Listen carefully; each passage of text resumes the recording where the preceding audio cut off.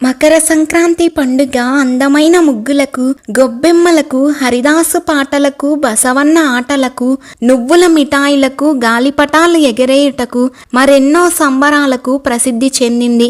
ఈ పండుగను పెద్ద పండుగ అని, పెద్దల పండుగ అని కూడా అంటారు. అప్పట్లో మన పూర్వీకులు ఈ పండుగను 33 రోజులు జరుపుకునేవారు. ఇక ఇప్పుడు కాలానికి తగినట్లుగా మనం 3 రోజులు మాత్రమే జరుపుకుంటున్నాం. భారత సనాతన సాంప్రదాయం సంక్రాంతికి ఎంతో విశిష్టత, ప్రాముఖ్యత ఉంది. పుష్యమాసంలో సూర్యుడు శని రాశి అయినటువంటి మకర రాశిలోకి ప్రవేశించినప్పుడు మాత్రమే ఈ పండుగను జరుపుకుంటారు. అసలు సంక్రాంతి పండుగ ఎందుకు జరుపుకుంటారు? గంగిరెద్దుల సాంప్రదాయం ఎలా మొదలయ్యింది? ఈ హరిదాసులు ఎవరు? పశువులను కనుమ రోజు ఎందుకు పూజిస్తారు? భోగికి అర్థం ఏమిటి?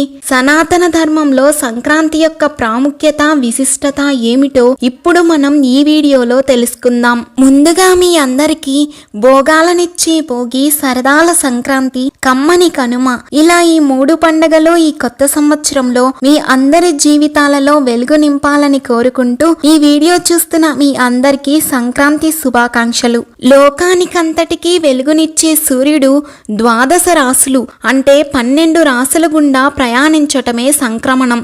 అంటే ఏడాదికి 12 సంక్రాంతులు ఉంటాయన్నమాట. జ్యోతిష్య శాస్త్రం ప్రకారం మేషం, వృషభం, మిథునం, కర్కాటకం, సింహం, కన్యా, తుల, వృశ్చికం, మకరం, కుంభం, మీనం అనే 12 రాసుల గుండా సూర్యుడు ప్రయాణిస్తాడని చెప్తారు. కానీ నిజానికి భూమి సూర్యుని చుట్టూ పరిభ్రమిస్తూ ఉంటుంది. అలా సూర్యుని చుట్టూ గుండ్రంగా చుట్టే భూమిని 12 భాగాలుగా చేశారని, ఆ 12 భాగాలే 12 రాసులని చెప్తారు. ఒక రాశి నుంచి మరొక రాశికి మారిన ప్రతిసారి ఒక సంక్రాంతి అని చెప్తారు. సంక్రాంతి అంటే సంక్రమణం అని అర్థం. అంటే ఒక రాశి నుంచి మరొక రాశిలోకి ప్రవేశించటం. అలా అన్ని సంక్రాంతులలోకెల్లా సూర్యుడు ధనస్సు రాశిలో నుంచి మకరంలోకి సంక్రమణం చేరిన రోజు అసలు సంక్రాంతి. అలా ఎందుకు అంటే అంతవరకు భూమికి దక్షిణం వైపు నుండి ప్రయాణించిన సూర్యుడు ఉత్తరం వైపుగా ప్రయాణించటం ప్రారంభిస్తాడు. అంతవరకు రాత్రివేళ నిద్రించిన దేవతలు సూర్యుడు ఉత్తరం వైపు ప్రయాణం మొదలు పెట్టగానే మేల్కొంటారు. వారికి పగలు వస్తుంది. స్వర్గపు ద్వారాలు తెరుచుకుంటాయి. దేవతల రోజు మొదలవుతుంది. అంటే పుణ్యకాలం మొదలవుతుంది.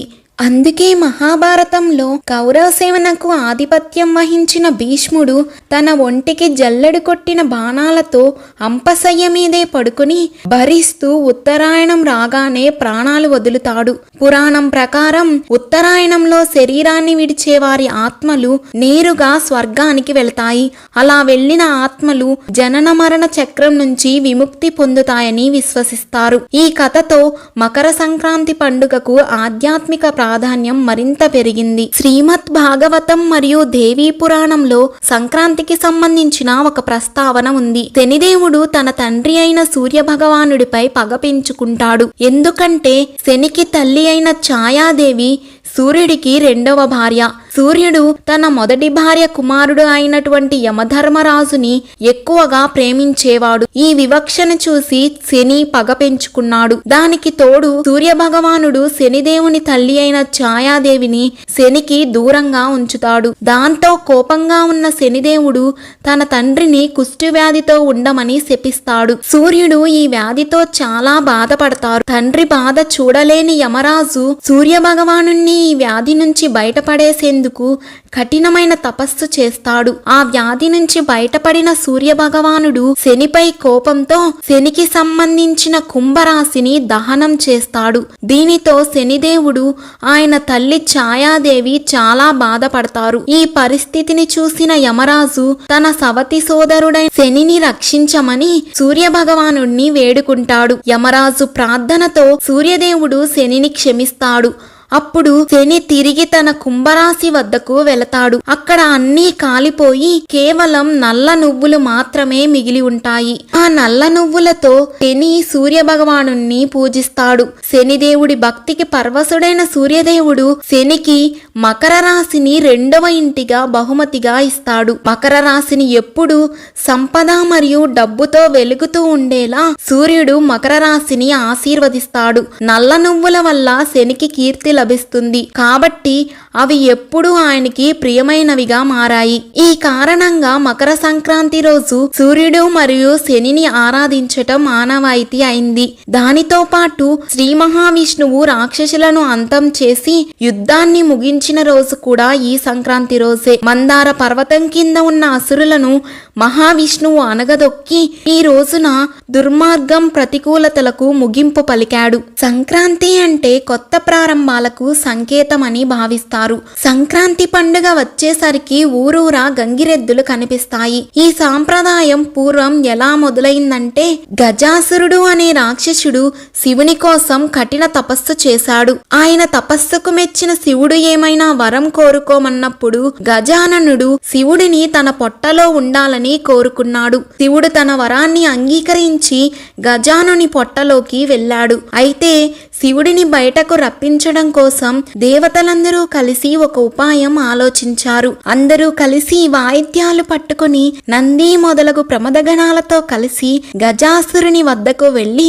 గంగిరెద్దున వాని వలె ప్రదర్శనలు ఇచ్చారు. ఆ ప్రదర్శనలకు మెచ్చిన గజాసురుడు మీకేదైనా వరం కావాలంటే కోరుకోండి అన్నప్పుడు గంగిరెద్దున వాని వేషంలో ఉన్న శ్రీ మహావిష్ణువు నీ పొట్టలో ఉన్న మహాశివుని విడుదల కావాలని అడిగాడు. గజాసురుడు ఆ వరాన్ని ఆమోదించి శివుడిని బయటకు పంపాడు. ఈ సంఘటన తర్వాత పరమశివుడు తిరిగి కైలాసానికి చేరుకున్నాడు. అప్పటి నుంచి దేవతల వాయిద్య ప్రదర్శనకు గుర్తుగా గంగిరెద్దుల సాంప్రదాయం మొదలైంది. ఈ కథ వినాయక చవితి మరియు సంక్రాంతి పండుగలలో ప్రత్యేకంగా చెప్పుకుంటారు. గంగిరెద్దులను శివుని ప్రతీకగా భావించి ఆయన్ని కీర్తించేందుకు సాంప్రదాయంగా భావిస్తారు. ఈ సంక్రాంతి పండుగలో ప్రత్యేకంగా కనిపించేది హరిదాసులు. అసలు ఈ హరిదాసులు ఎవరు అంటే ఈ సాంప్రదాయం ప్రకారం హరిదాసుల రూపంలో సాక్షాత్తు శ్రీ మహావిష్ణువే ఇంటింటికి వస్తారని హరిదాసు తల మీద పెట్టుకునే పాత్రను భూమిగా భావిస్తారు. అందుకే ఆ పాత్రను హరిదాసులు నేల మీద పెట్టరు. భిక్ష పూర్తి చేసుకుని తమ ఇంటికి చేరుకున్నాక మాత్రమే ఆ పాత్రను కిందకి దించుతారు. ఇదంతా భక్తితో కూడిన సాంప్రదాయమే కాదు, సంక్రాంతి పండుగ ఆధ్యాత్మికతను మరింత గొప్పదిగా చేసే ఆనవాయితీ కూడా. హరిదాసుని రూపంలో వచ్చే శ్రీకృష్ణుడికి మనం ఆతిథ్యం ఇవ్వడం, భక్తి ప్రదర్శించడం అనేది పుణ్యకార్యమని భావిస్తారు. ఇక కనుమ పండుగను పశువుల పండుగ అని కూడా అంటారు. అలా పశువులకు ప్రాధాన్యత కనుమ రోజు ఇవ్వడానికి ఒక పురాణ గాథ ఉంది. ఒకసారి శివుడు తన నందిని పిలిచి భూలోక ప్రజలకు ఒక సందేశం ఇవ్వమన్నాడు. ప్రతిరోజు ఒంటికి నూనె పట్టించి తలకి నూనె పట్టించి తల స్నానం చేయాలి. నెలలో ఒక రోజు మాత్రమే ఆహారం తీసుకోవాలి అని చెప్పాడు. అయితే నంది అయోమయంగా దానిని మార్చి చెప్పేస్తాడు. ప్రతిరోజు ఆహారం తినాలి, నెలకి ఒక్కసారే ఒంటికి నూనె పట్టించుకుని తలకి నూనె పట్టించుకుని స్నానం చేయాలి అని చెప్పాడు.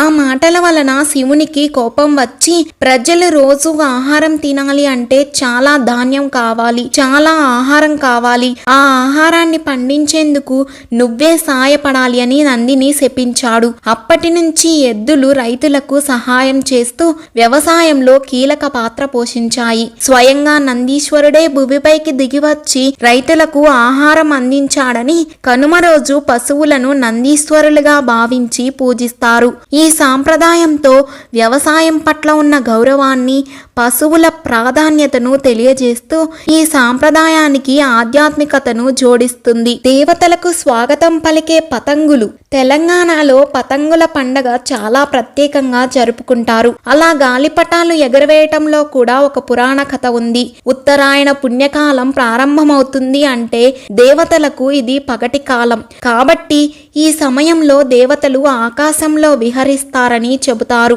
దేవతలకు స్వాగతం పలికేందుకు గాలిపటాలు ఎగురవేయాలని చెబుతుంటారు. అలా దేవతల ఆతిథ్యం కోసం ఆకాశంలో పతంగులను ఎగరవేయడం ఆనవాయితీగా మారింది. సంక్రాంతి పండుగలో ఎప్పుడు 3 రోజులు ముఖ్యమైనవి. ఇప్పుడు వాటి గురించి తెలుసుకుందాం. మొదటి రోజు భోగి. భోగి అన్న పదం సంస్కృతం నుంచి వచ్చింది.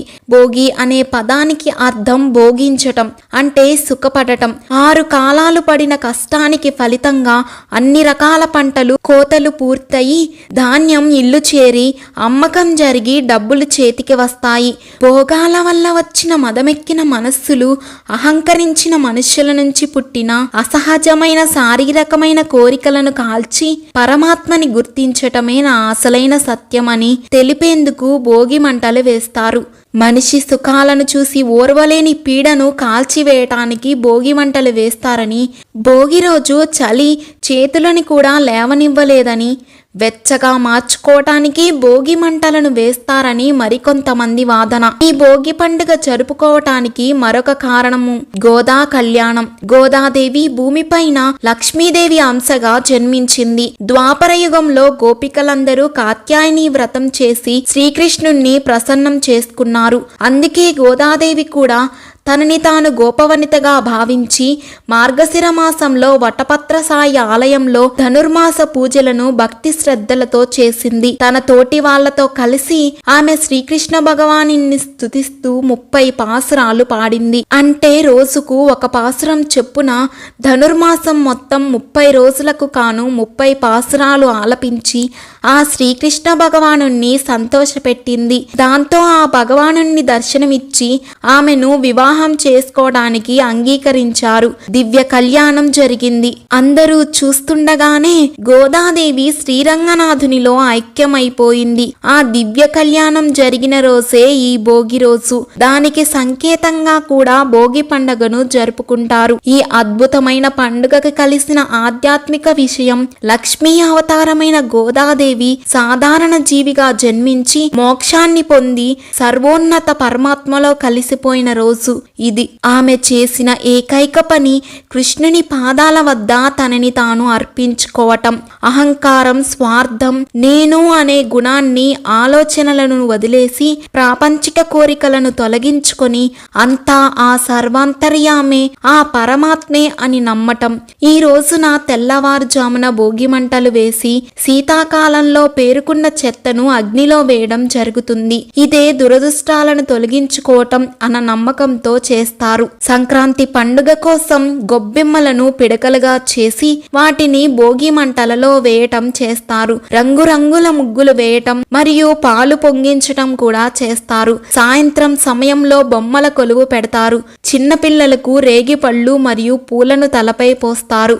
వీటిని భోగి పండ్లు పోయటం అంటారు. పంటలు ఇంటికి వచ్చే సమయం కావటంతో భోగభాగ్యాలు అందుకోవాలని కోరుకుంటూ ధాన్యం, పాలు కలిపి వర్షానికి మరియు మేఘాలకు రాజైన ఇంద్రునికి మరియు సూర్యునికి పూజలు చేస్తారు. రెండవ రోజు మకర సంక్రాంతి. క్రాంతి అనే పదం సంస్కృతంలో ముందుకు జరగటం అని అర్థం. ఈ రోజున సూర్యుడు మకర రాశిలోకి కదలటం జరుగుతుంది. దీనివల్ల మకర సంక్రాంతి అని పిలుస్తారు. గాలిపటాలు ఎగురవేయడం, పశువుల పందాలు కాయటం చేస్తారు. ఆడవారు ముగ్గులు వేయటం, ముగ్గుల పోటీలు నిర్వహించటం చేస్తారు. ఈ రోజు ధాన్యం, వస్త్రాలు, నువ్వులు, దుంపలు, చెరుకు వంటి వస్తువులను దానం చేస్తారు. ఇలా చేయటం వలన సకల సంపదలు పొందుతారని భావిస్తారు. మూడవ రోజు కనుమ అంటే చివరి రోజు. నెల రోజుల సంక్రాంతి ఉత్సవాలు ఈ రోజుతో ముగుస్తాయి. పశువులను లక్ష్మీ స్వరూపాలుగా భావించి వాటిని అందంగా అలంకరించి పూజిస్తారు. దీంతో సంపదలు వృద్ధి చెందుతాయని అనుకుంటారు. ఎద్దులు పందాలు, కోడి పందాలు కూడా ఈ రోజు నిర్వహిస్తారు. సంక్రాంతి సాగించటానికి ఈ రోజు రథం ముగ్గులు కూడా వేస్తారు. ఈ రోజుతో సంక్రాంతి పండుగ ముగిసిపోతుంది. ఈ కథలు మన సంక్రాంతి పండుగను మరింత అర్థవంతంగా చేస్తాయి. ఈ విధంగా సంక్రాంతి పండుగ ఎన్నో సాంప్రదాయాలను, ఆధ్యాత్మికతలను కలిగి ఉంటుంది. ఇంతటితో ఈ కథ సమాప్తం. మరొకసారి మరొక ఆధ్యాత్మిక కథతో మళ్ళీ కలుద్దాం.